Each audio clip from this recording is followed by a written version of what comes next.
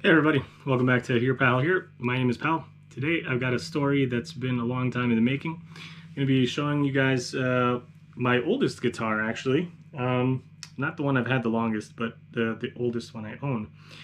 This is a Silvertone Bobkat 1476 model from the mid 60s. This was only made for 2 years, started in 64. And they only made it for 2 years, so I don't know exactly how old this one is, but take your guess from those 2 years that it was in production. And I actually have a funny story about this guitar. So, like you've probably seen in the title, I've actually never changed the strings on this guitar.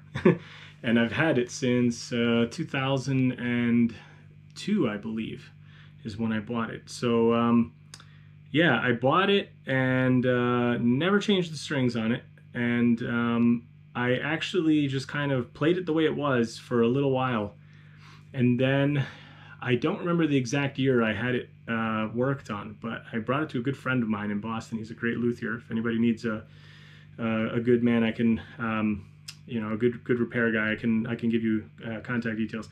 So anyway, so I took it to my friend in Boston to refret it because the frets were in really bad shape. I bought this guitar kind of on a whim. I just thought it looked cool. I thought it was funky and weird, and I was kind of wanting to get a guitar with a fixed bridge that I could just tune to slide tunings and just kind of have it around, kicking around for slide. And when I got this, I actually kind of really thought it was special. Like I didn't expect it to be as good as it is or as interesting sounding as it is. And I was actually kind of surprised at how cool it felt to play it and just how different it was to all of my other guitars. And pretty much all of my friends, anybody who's ever played it, they all think that this guitar has some kind of special thing about it. So when I brought it to my friend, he refretted the guitar for me because the frets were in just terrible shape.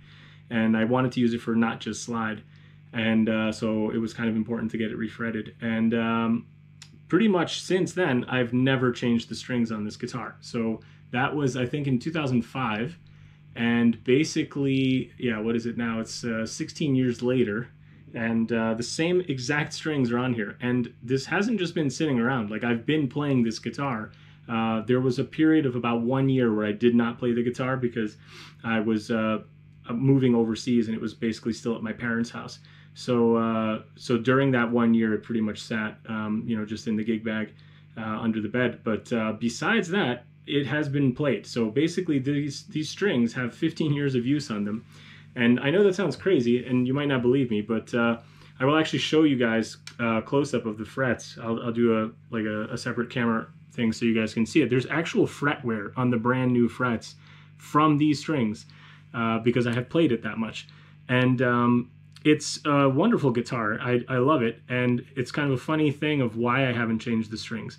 Part of it is that I've been just kind of never really wanting to change too much about the guitar.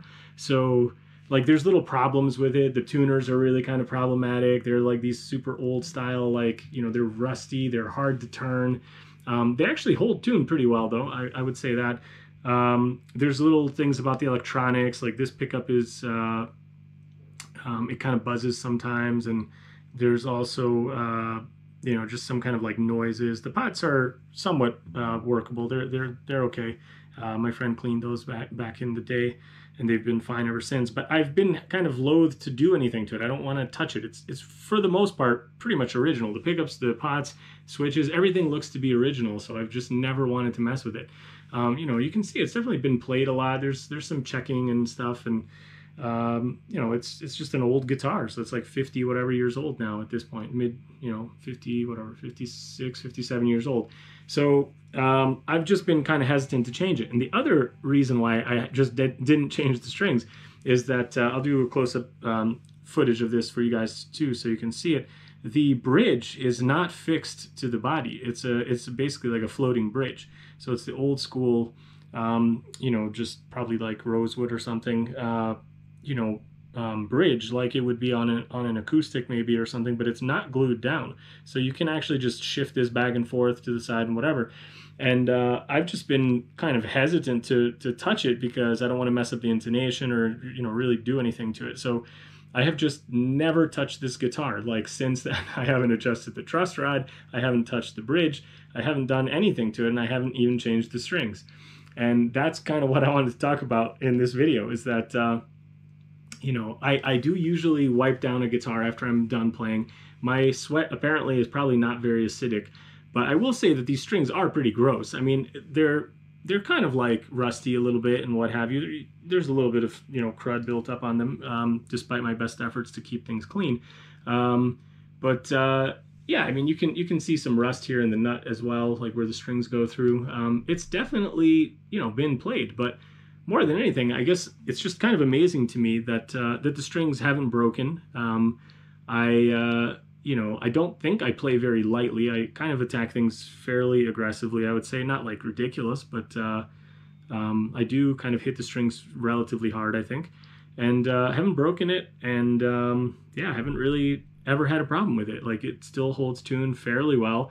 I do think at this point it doesn't hold tune as well as a new set of strings would, so I would add that, but you know, I'm just being honest. Like, it's obviously not a new pair of strings. The other thing is that, you know, the sound, I think, is still quite fine. Like, I realize now, I've been playing some of my other guitars a little bit more. I had to tweak the amp today to give me the sound I was kind of looking for. I definitely brought up some treble and kind of took the mids down a little bit versus some of my other guitars, like the settings that I would have for the amp. So I'm not saying that it's like just as lively as a new set of strings is, a new set of strings would be. But nonetheless, like, I still think with a bit of tweaking on the amp, like, it's fine. It sounds completely great. And, you know, I just think, like, this kind of runs counter to what a lot of people will tell you about changing your strings. Like, oh, you got to change them all the time. And I used to be kind of, like, really crazy about changing my strings. I would probably change my strings, like, once a month at least on, you know, on just pretty much all of my guitars. Like, you know, even if they didn't really even look like they needed it. I just thought, like, okay, it's like, you know, what they say, like, they go dead and they're not as bright and whatever. And, you know, some people will change, like, professionals will change their strings, you know, before every gig or whatever.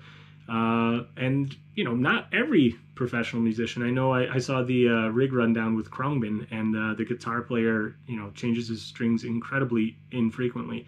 And the bass player never changes her strings. So, not everybody does it, but certainly I used to do it. And on my other guitars, I definitely changed my strings, like, you know, fairly often, I would say.